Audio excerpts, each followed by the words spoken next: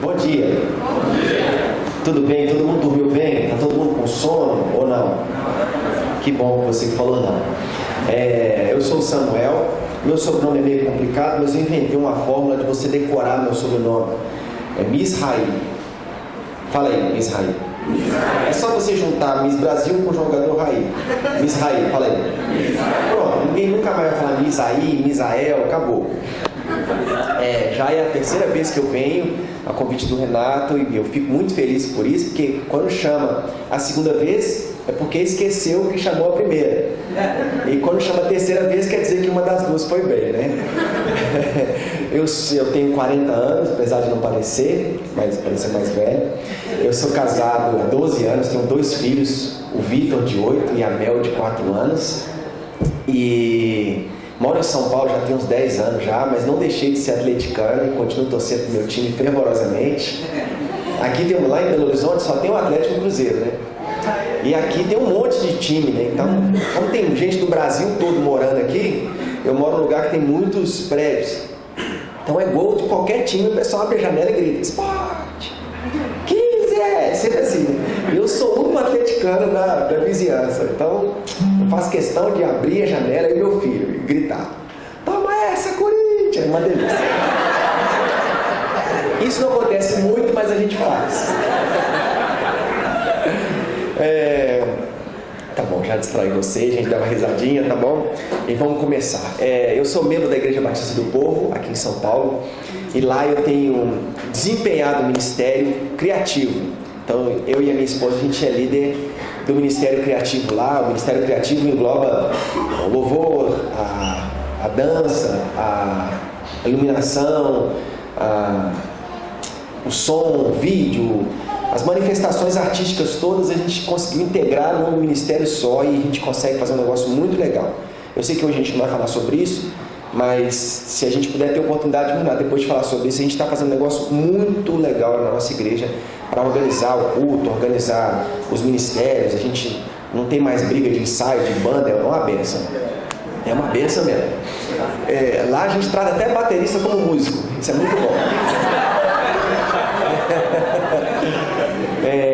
Em 2014 a gente morou nos Estados Unidos, a gente fez um curso lá no Christ for the Nations em Dallas e a gente serviu durante um ano, a gente fez um estágio na igreja Gateway.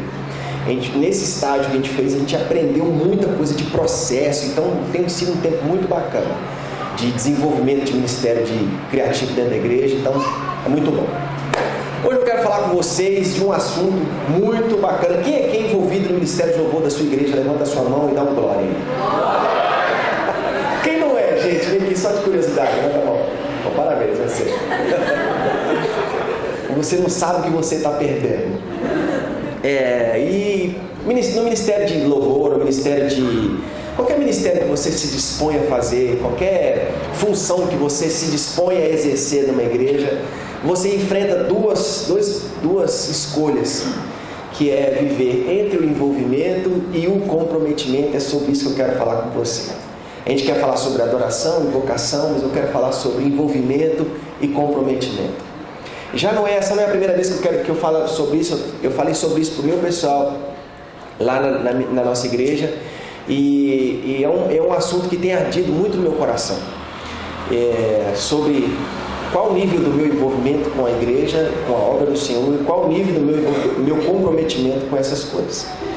Então, se você jogar no Google aí não, mais tarde na sua casa, envolvimento, xizinho, comprometimento, você provavelmente vai achar a historinha da galinha e do porco. Galinha chamou o porco para conversar e falou, olha, porco, eu acho que a gente podia abrir um negócio nós dois. E o porco falou assim, por que a gente não abre uma casa de café da manhã? Eu falei assim, poxa, que boa ideia, eu posso dar os ovos. E o porco falou assim, eu não dou bacon. Tá bom. E aí, você pode ler lá, envolvimento, comprometimento. A galinha estava envolvida com o negócio, enquanto o porco estava comprometido com o negócio. Aí eu estava conversando com um amigo meu, Thiago Grulha. Quem conhece o Thiago Grulha? Eu vou fazer você levantar a mão bastante, tá, pessoal? Aí vocês vão ficar acordados e tal. Thiago Grulha é um amigo muito querido, ele me ajuda bastante. E eu, sempre que vou falar em algum lugar, assim, montar alguma coisa nova, eu tenho os meus amigos para procurar, para saber se eu estou falando muita bobagem. Porque bobagem ele sempre fala, mas saber se eu estou falando muita bobagem. Ele falou assim, cara, você não pode falar que a galinha não estava comprometida, porque a galinha deu o seu filho, cara. Aí eu falei, é verdade, então vamos tirar essa história de galinha, de porco da palavra, sai pra lá, não vou falar mais sobre isso não.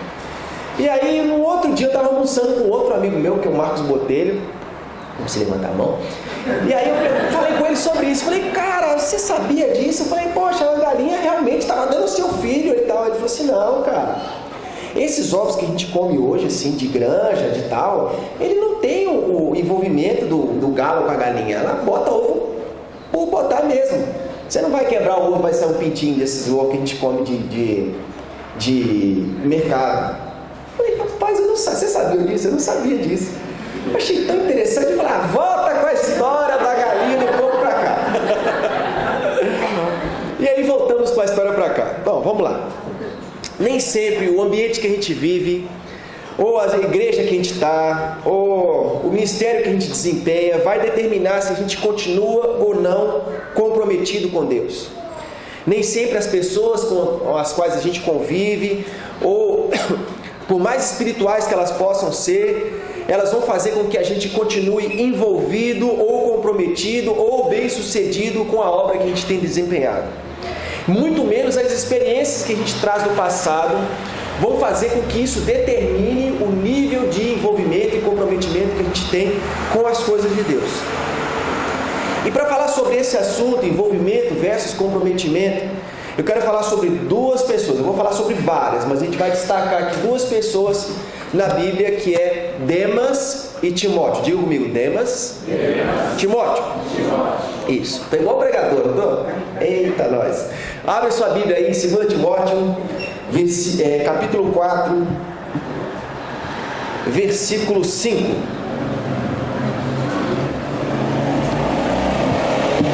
Você abre a sua aí e eu abro a minha aqui. Quem achou, diga uhul. 2 Timóteo 4, 5. Vou ler, tá? Tu, porém, sê sóbrio em todas as coisas, suporta as aflições, faz o trabalho de um evangelista, cumpre cabalmente o teu ministério. Só para contextualizar, para que a gente consiga ter uma compreensão melhor do texto, Paulo escreveu essa carta quando ele estava preso em Roma. Ele havia sido preso por outras vezes, mas essa foi sua última prisão antes dele ser executado a mando do Nero. Paulo estava se sentindo completamente abandonado por seus amigos, por isso ele pede para que Timóteo venha encontrar com ele. Se você for ler as cartas de Paulo a Timóteo, você vai ver que apesar de todo o sofrimento que ele estava passando, ele sempre tira muitas lições a respeito da graça de Deus e da vida dele em Cristo. Mas uma coisa que Paulo estava preocupado com Timóteo era que Timóteo guardasse tudo que eles viveram juntos. Então, um versículo que ele apoia muito essa história é lá no capítulo 1, no versículo 13, que ele diz o seguinte, ó: conserva os modelos das sãs palavras que de mim tens ouvido, na fé e no amor que há em Cristo Jesus. O apóstolo Paulo, ele faz uma recomendação muito forte para Timóteo, ele dá até uma exortada nele de leve, para que ele continue comprometido com Deus e com a sua obra até o fim dos seus dias. A Bíblia usa a expressão cabalmente. Então Paulo vem, exorta ele para que ele cumpra de forma completamente o ministério que ele tinha recebido do Senhor. Interessante que assim que Paulo exorta Timóteo, quero que vocês prestem bastante atenção, porque eu quero falar coisas aqui que vão despertar você para o seu ministério.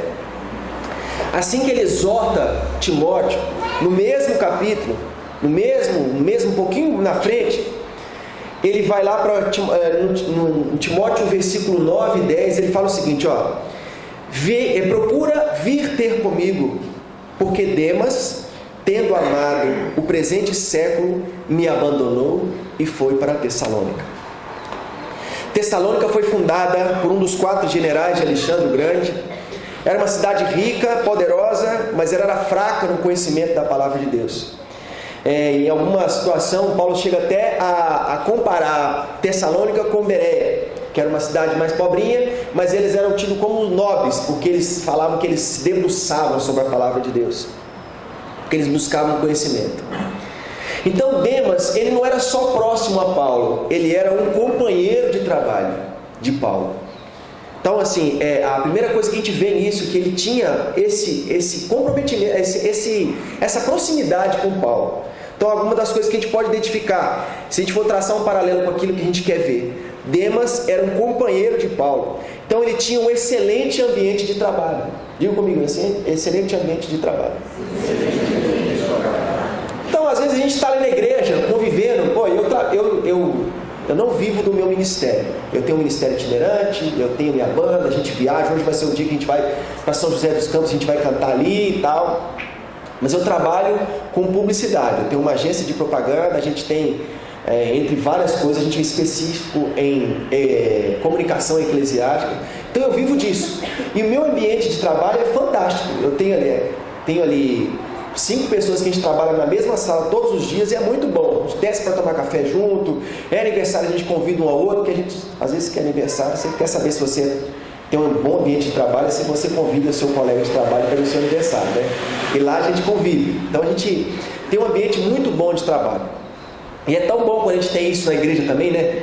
A gente tem aquele prazer de ir para aquele ensaio depois do almoço de domingo. Por que tem gente que marca ensaio depois do almoço de domingo? Já parou para pensar nisso?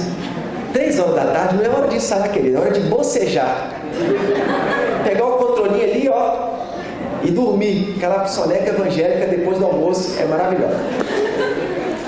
Então Demas, ele tinha esse ambiente, né? Ele vivia num ambiente, apesar de ser hostil por eles estarem sempre sendo perseguidos, ou presos, ou dando aquela assistência ali nas cartas e tudo mais, ele tinha esse ambiente favorável. Você vê no verso 24 de Filemon, no capítulo 4,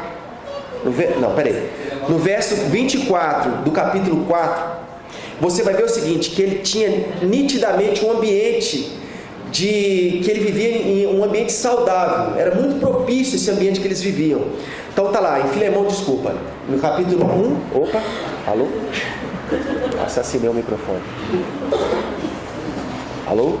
Som? Alô? Parou tudo. Vamos aos nossos comerciais. Alô? Som? Som? Alô? Alô? Som? Eu falo alto, pode ser? Alô? Aí, garoto. Salve de palmas para o irmão do som.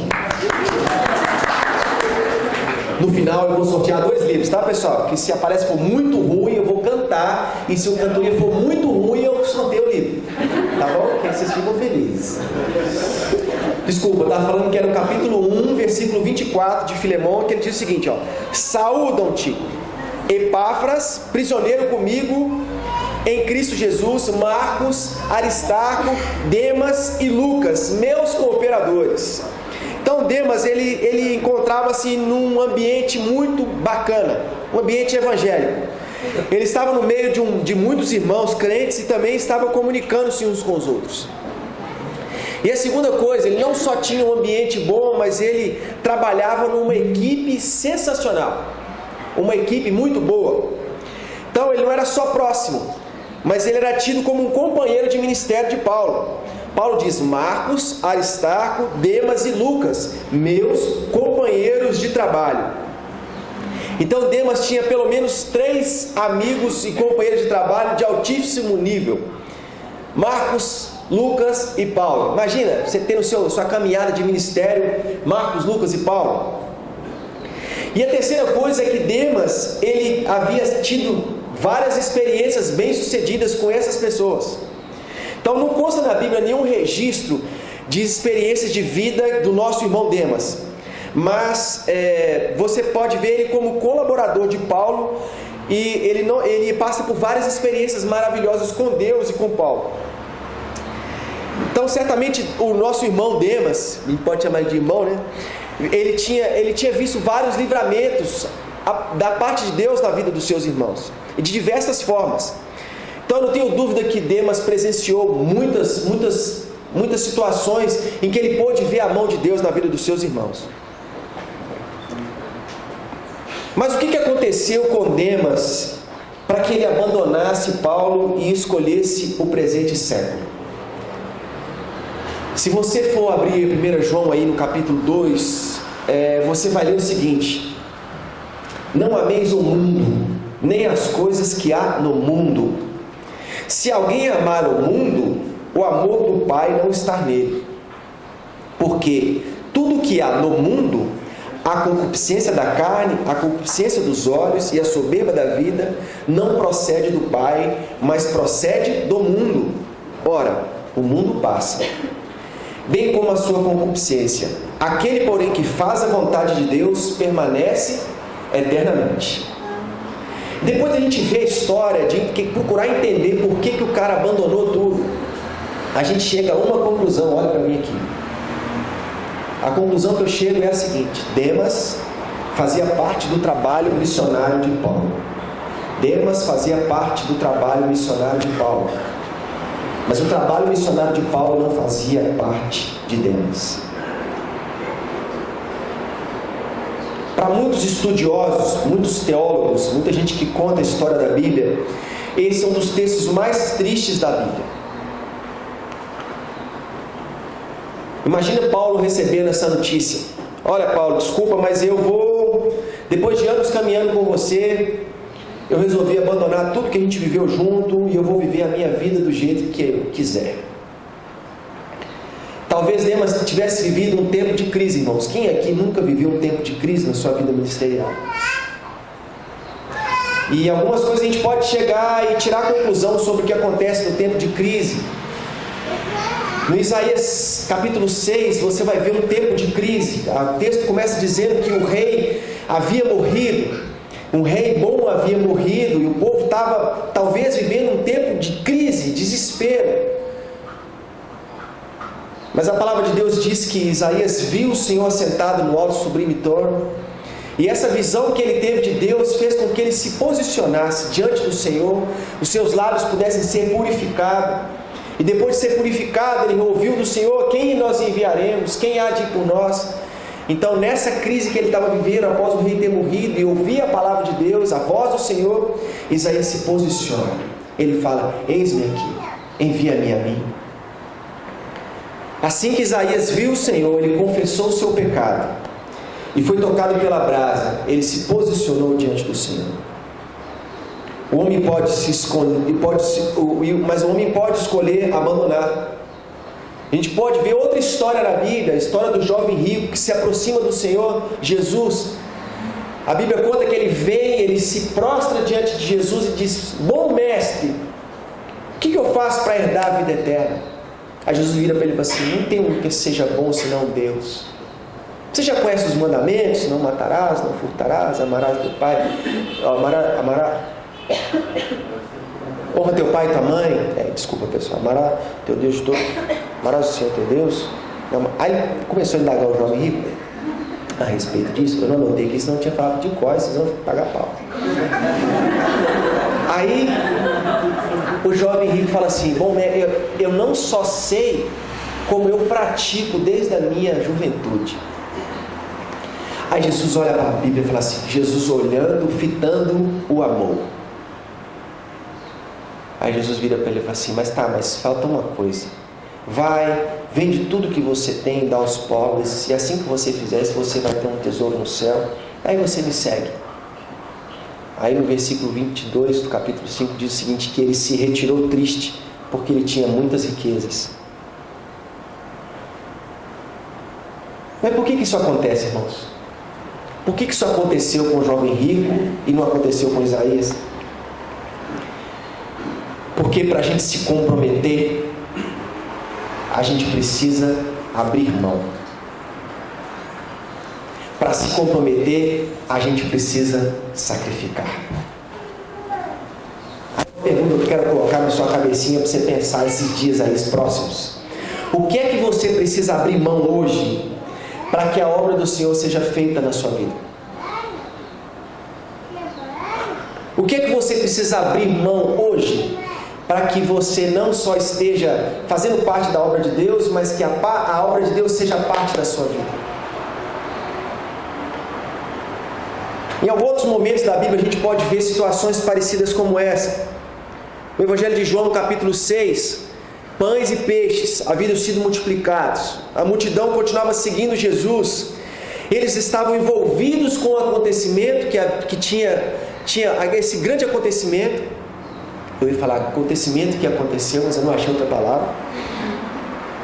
E de alguma forma eles fizeram parte disso. Estavam lá, eles foram testemunhas e provaram, né? Eles não só viram o que aconteceu, mas como eles experimentaram o milagre do Senhor Jesus. Então eles faziam parte do povo que comeu. Mas a palavra comprometimento não encontrou lugar no coração dessas pessoas. Quantos hoje estão envolvidos com a igreja? Muitos. Mas se você for pensar, quantos estão comprometidos de verdade? E foi assim que eles fizeram com Jesus. Todos aqueles que viram o milagre de Jesus celebraram, cantaram, glorificaram, mas quando Jesus começou a exortar aquele povo, chamando eles para abandonar a vida de pecado, eles vão embora. Enquanto havia milagre e boas obras de Jesus, todos estavam envolvidos, a cerca ali perto. Mas quando Jesus convidou eles para uma vida de santidade, eles o abandonaram. Tem uma parte que fala assim, dura é essa palavra. Se você for procurar no dicionário, qual o significado da palavra envolvido? Envolvido é aquele que está perto, que está cerca. Mas tem um outro significado para a palavra envolvido, que é envolvimento é ter um caso amoroso, uma aventura. Presta atenção no que eu estou dizendo para você. Envolvimento está mais preocupado com a reação do que o fruto que vai surtir aquilo que ele está fazendo. E a mais horripilante história que eu quero contar para vocês a respeito disso é porque a gente tem que entender que o envolvimento ele tem muito mais a ver com um prazer momentâneo do que com o fruto que isso vai gerar. Envolvimento fala muito mais do prazer do que do fruto. Ter prazer não é o mesmo que ter intimidade. Porque para ter prazer você pode pagar para ter isso. Então muita gente tem vendido bênção. A gente vê toalhas ungidas, rosas, perfumes, milagres. Você paga para o cantor, ele vai lá e canta. Você paga para o pregador, ele vai lá e prega aquilo que o pessoal quer ouvir para fazer bem, para trazer o prazer. Mas ele não gera nenhum tipo de intimidade. E qual o fruto disso, irmãos?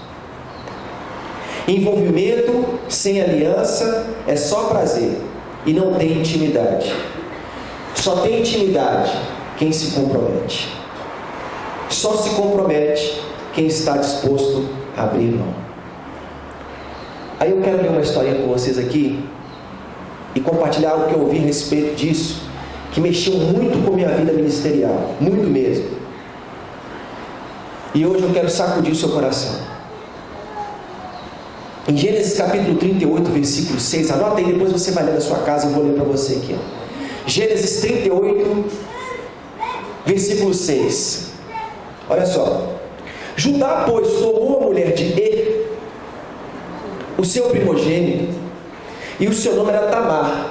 Er, porém, o primogênito de Judá, era mau aos olhos do Senhor. Por isso, o Senhor o matou. Então disse Judá a Onã: toma a mulher do teu irmão, casa-te com ela e suscita a descendência do teu irmão.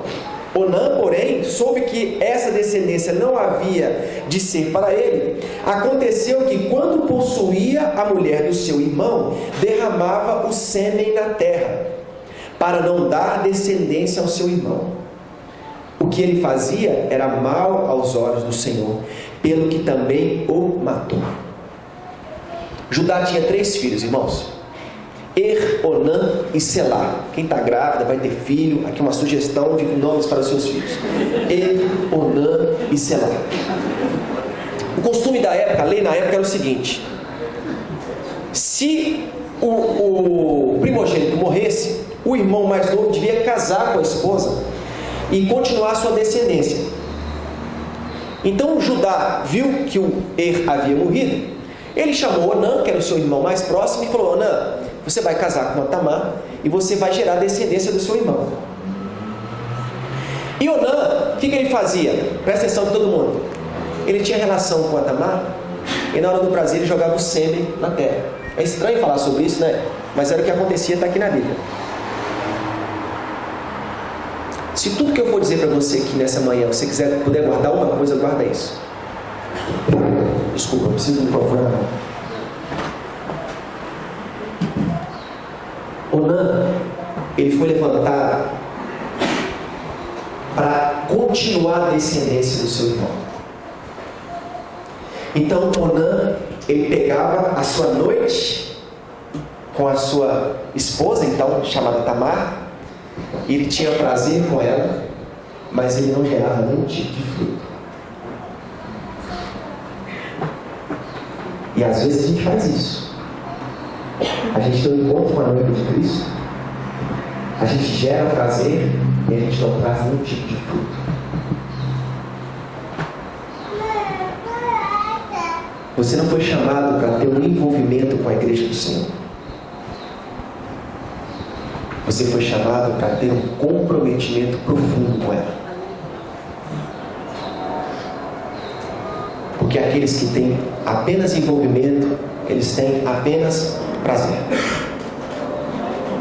O púlpito não é lugar para você ter prazer. Deus te chamou para cuidar da sua noiva. E a noiva é do noivo, a noiva não é sua. E essa é uma maldição que não pode chegar à sua vida. Amém? Amém. Irmãos, você tem que aprender, você tem que entender que enquanto você estiver comprometido com a obra de Deus, você vai estar gerando a descendência do seu irmão mais velho. Olha para mim. Se você for olhar a árvore genealógica de Jesus, você vai encontrar Tamar. Olha para mim, olha para mim. Toda vez que o Onã jogava o sêmen na terra, ele atrasava a vinda de Cristo.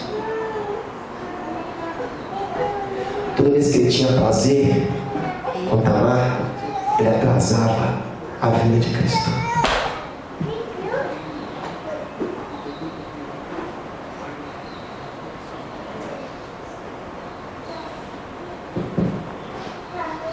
A gente tem que ter um entendimento que tudo que a gente faz hoje tem a ver com o futuro.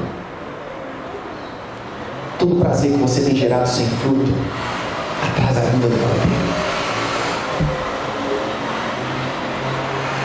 As nossas noites de envolvimento, os nossos dias de envolvimento, a nossa hora de prazer na nossa igreja, que a gente está ali tocando louvor, cantando Teu é o reino, e estamos cantando ali com todo vigor. Se isso não gerar fruto, irmãos, é só prazer. Se isso não gerar algo que vai trazer transformação, algo que profeticamente vai fazer com que a vinda do Cordeiro se aproxime, vai ser só um envolvimento e nunca vai ter a ver com o comprometimento.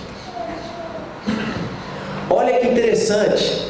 Enquanto o envolvimento tem a ver com uma aventura amorosa, se você for olhar no dicionário, se você for procurar a definição de comprometimento, está dizendo o seguinte: comprometimento é o ato de cumprir uma promessa.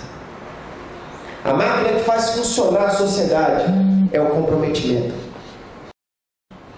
É impossível fazer parte de algo que não faça parte de nós.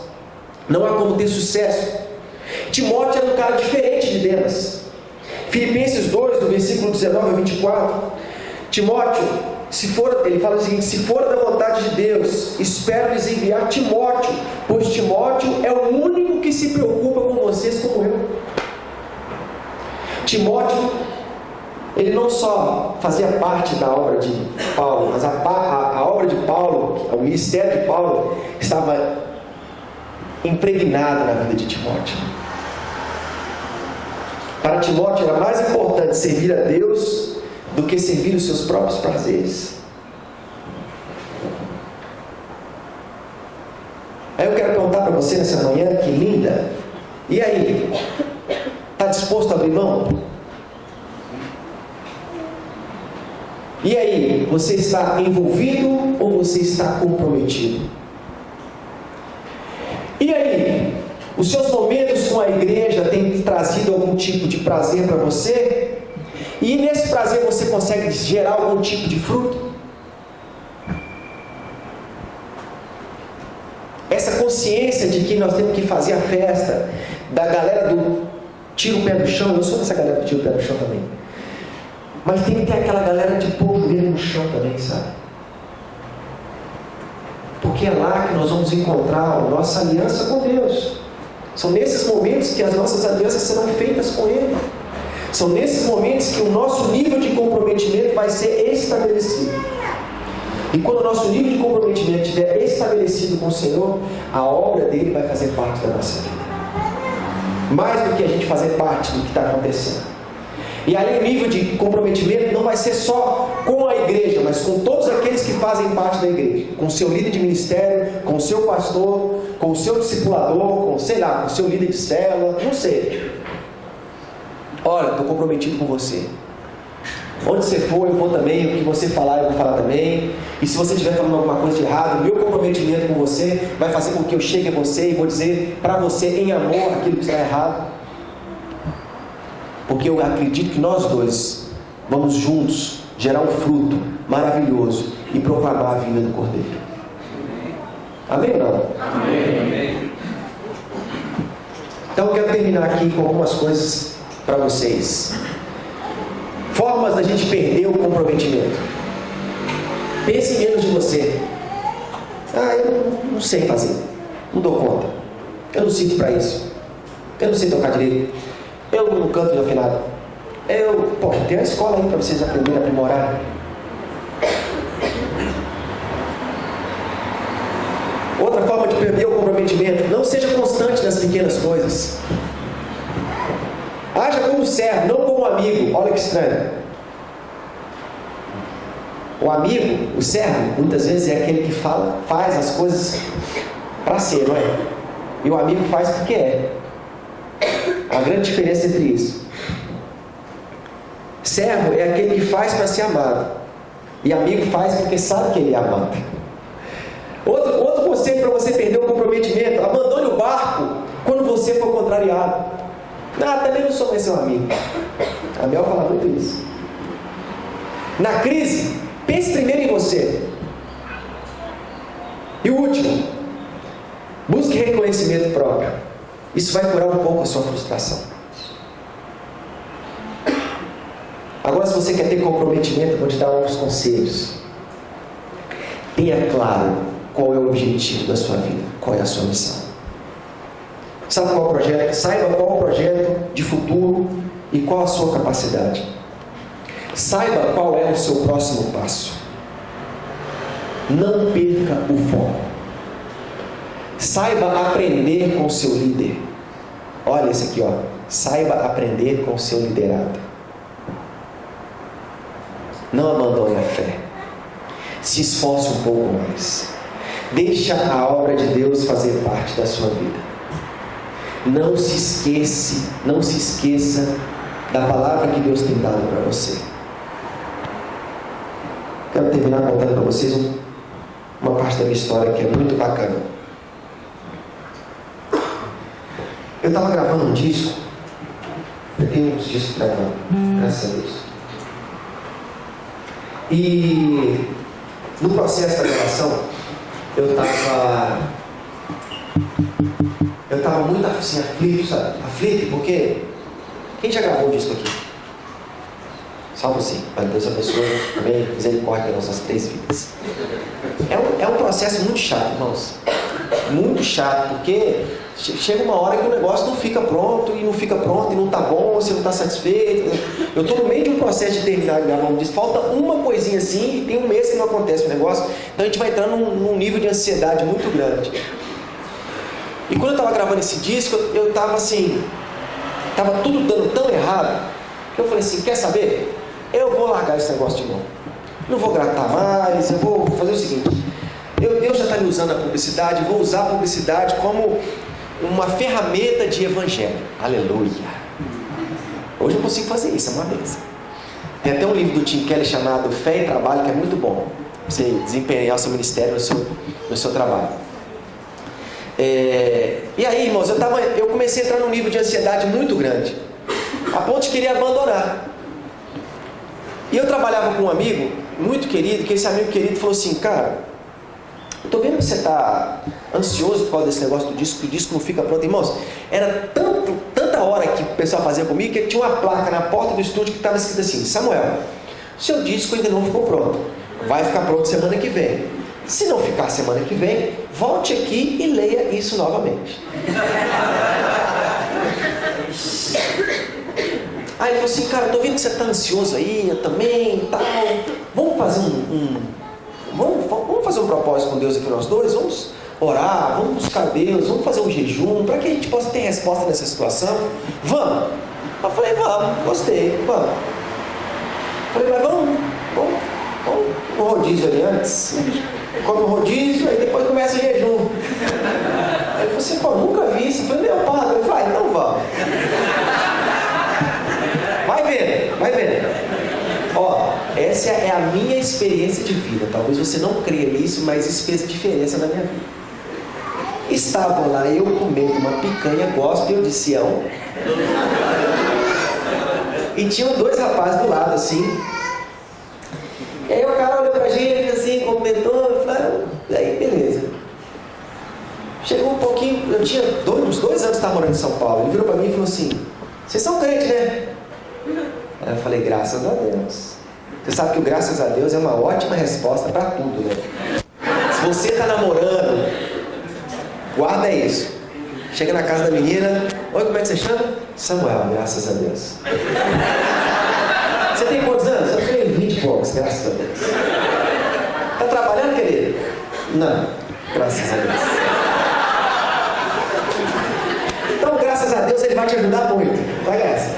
Aí, os caras falaram assim: vocês são crentes, né? Eu falei: sou, graças a Deus. Aí ele falou assim: aí continuou comendo, daqui a pouco ele falou assim: eu tenho uma palavra de Deus para sua vida. Aí eu engoli.